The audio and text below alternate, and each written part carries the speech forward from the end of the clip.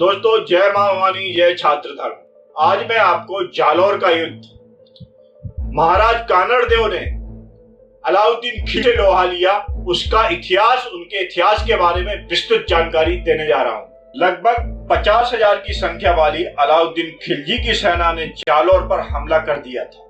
उस समय महाराज कानड़देव के पास मात्र 5,000 सेना मुंह तोड़ जवाब देने के लिए मौजूद थी।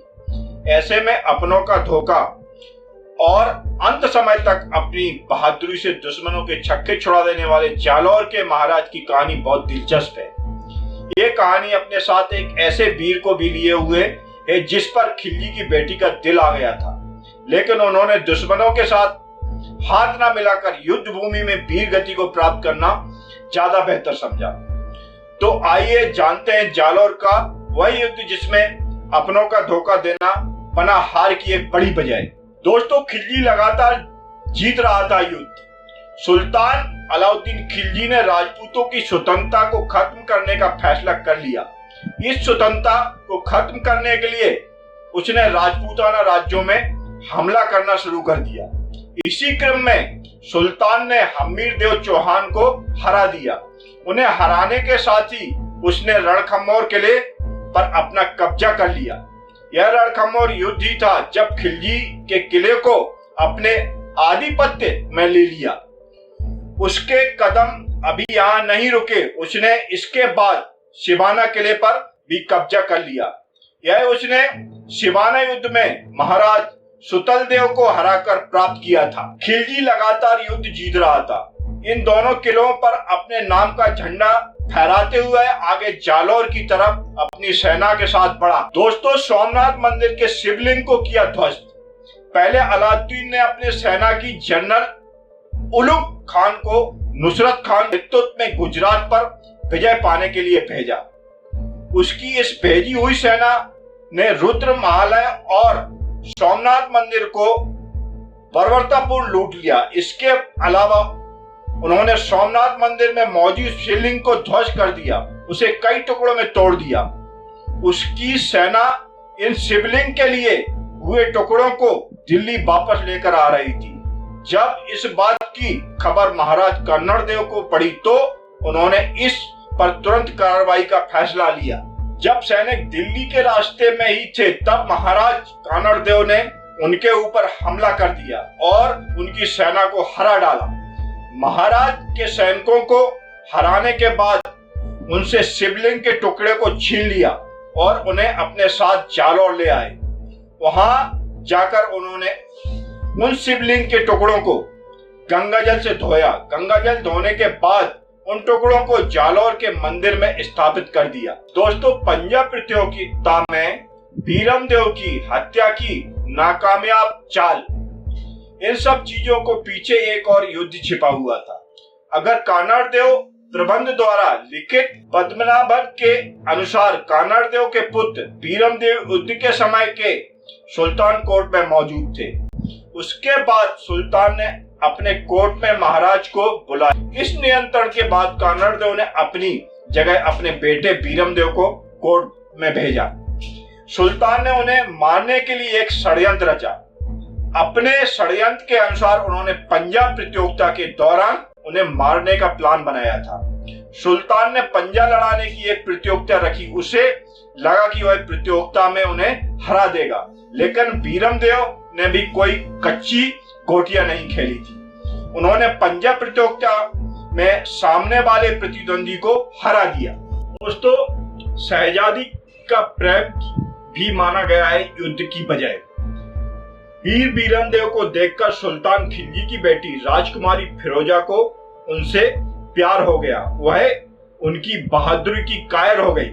दोस्तों, आपको बता दें कि राजकुमारी फिरोजा सुल्तान की बेटी थी, लेकिन सुल्तान की बेगम से नहीं, वह हरम की एक वेश्या और उसकी बेटी थी।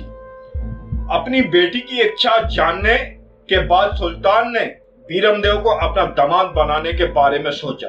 अपनी बेटी के विवाह का प्रस्ताव लेकर वह बीरमदेव के पास पहुंचा, लेकिन बीरमदेव ने तुरंत इस प्रस्ताव को सुनते ही ठुकरा दिया। इस तरह वह पहले से और भी ज्यादा झल्ला गया। वह पहले से जालौर पर अपना कब्जा जमाने के लिए युद्ध की फिराक में था। अब तो बीरमदेव के प्रस्ताव ठुकराने के बाद उसे एक और बहाना मिल गया। सन 1310 में अलाउद्दीन ने अपनी सेना जालौर में आक्रमण के लिए भेज दी। दिल्ली से भेजी गई इस सेना ने शुरुआत में 7 दिनों में अनेकों बार किलों की सुरक्षा को तोड़ने का सफल प्रयास किया।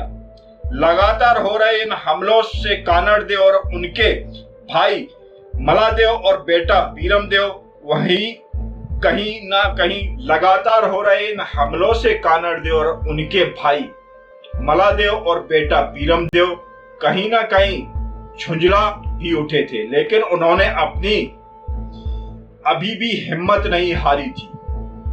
लेकिन 8वें दिन उन्होंने एक बार फिर खिलजी की सेना को पीछे हटने पर मजबूर कर दिया।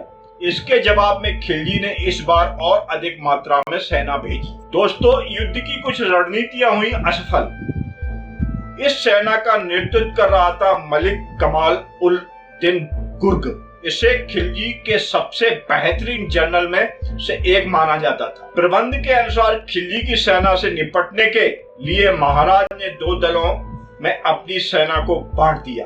पहला दल मलादेव के नेतृत्व में बदी की ओर तैनात हो गया। दूसरा दल बीरमदेव के नेतृत्व में भद्रजून में युद्ध के लिए तैनात हुए। दोनों के नेतृत्व में गठित इन दलों ने दिल्ली की सेना को धीमा कर दिया था, लेकिन कुछ ही दिनों में कमल उल दिन की सेना जालौर में प्रवेश करने में सफल हो गई। ऐसे में अंततः महाराज को दोनों दलों को वापस जालौर बुलाना पड़ा।